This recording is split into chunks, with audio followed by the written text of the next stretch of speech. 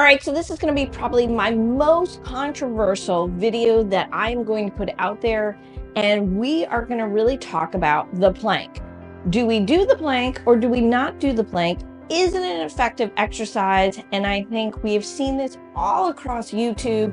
We've seen major influencers like Althea X, and we've seen Dr. Christy Ennis, and we've seen so many major influencers out there really say, stop doing the plank. It is an ineffective exercise. Do not do it. It's not going to limit your back pain. But I think they might be wrong. So let's take a look. It's about getting to the root problem. Hey everyone, it's Dr. Heather here. And I think, a lot of times when we search YouTube, we kind of assume that if an influencer has put something out there, we assume it's correct. We assume that that's an exercise we should not do. But I went a little bit further here because I started thinking, what is it about a plank that most people would say stop doing it? I went ahead, I looked at all the different videos that are out here from some of our major influencers like Althea X, also Dr. Christy Ennis, only because I wanted to kind of read the comments. I wanted to see what kind of content they were putting out there. Why would they say stop doing the plank? Because it is a very popular exercise that a majority of us in the health and wellness industry give our clients to do. So let's kind of take a look at why would they say stop doing a plank? That's going to be our first reason. So first of all, the plank itself is what we call a very static exercise, meaning our body is in one plane of motion, which they're not incorrect. It's not a very functional exercise, so it doesn't really challenge our core to the most out of our potential. But again, the plank can be a very effective exercise when we're initially starting out and we really need to understand what core engagement is. So they're not wrong in saying that it's not a functional exercise. It's what we call a static exercise. Now, the other thing that they do address, both of them actually, is the fact that it engages the hip flexors.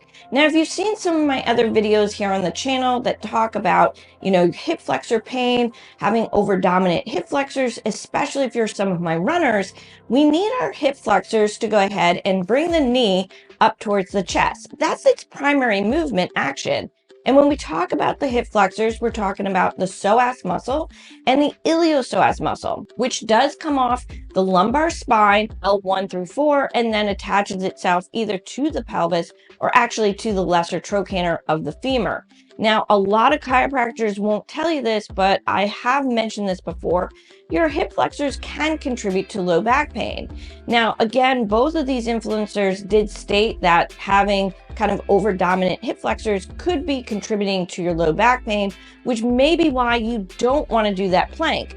But guess what? When I really looked a little further and I really kind of brought in some more research, looking at various studies done by Harvard, also to kind of going a little bit more further and seeing what some of the experts, who do some of the publications in men's health, the hip flexor actually isn't really doing its primary movement pattern, which is hip flexion. So it's not necessarily overworking in that means.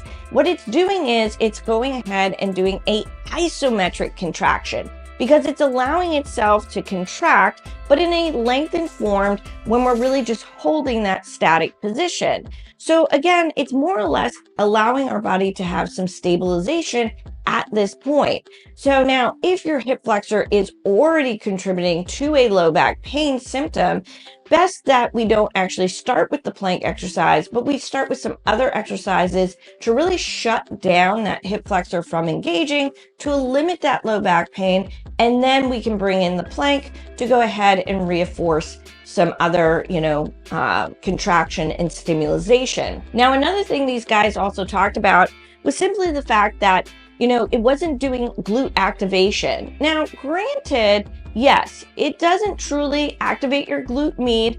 And if you don't know much about your glute muscles, you actually have 3 of them.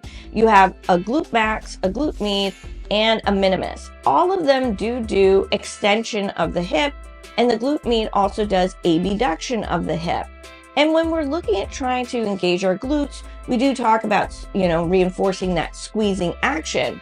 The plank doesn't necessarily really activate the glutes. What happens when a trainer or somebody in the health profession really talks about squeeze your glutes, what's going on there is actually you're going ahead and taking your pelvis from an anterior tilt or a posterior tilt, and you're bringing it into a more neutral position.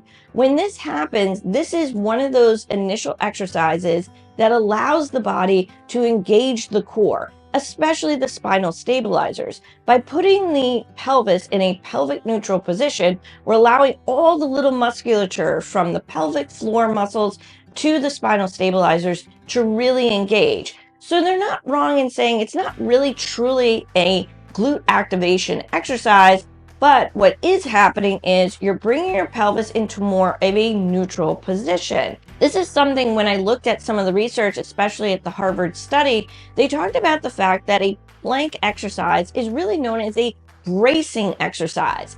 And if you've seen some of my other videos, like I've mentioned on the channel, or maybe you happen to grab my free ebook, which really talks about the secret to eliminating low back pain, we talk about the fact that when we're addressing the core, we're addressing the transverse abdominis muscle, which looks like a giant sheath of a muscle that wraps around from our xiphoid process down to our pubic bone.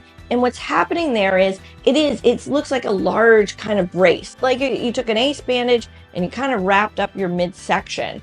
So according to the Harvard study, this is where they're looking at the plank is a great exercise for bracing, or really getting to that initial core stimulation. Now, again, like I said, the hip flexors, yeah, they're in an isometric contraction. They're not our primary muscle group that's going to work when doing a plank. That's our transverse abdominis, because that is really our core muscles working.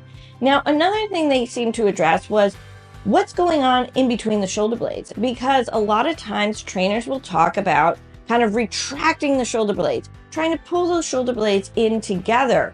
Well, we really don't want to pull the shoulder blades in together, nor do we want to really protract the shoulder blades either. The way that Jeff Cavalier over at Althea X, he talks about kind of more protraction. You want to be careful about the protraction, kind of allowing those shoulder blades to wing out, because this is something that both he and Dr. Christy Innes had spoken about, was that a lot of times when we do planks, we do them with poor form. So I want to give you this little tip. When initially starting to do a plank, lay flat on the floor. Get your elbows in underneath you at a 90-degree position. Go ahead and dorsiflex the feet, meaning go ahead, try to bring the toes towards you so that you're going to go ahead and be right up on the ball of the foot.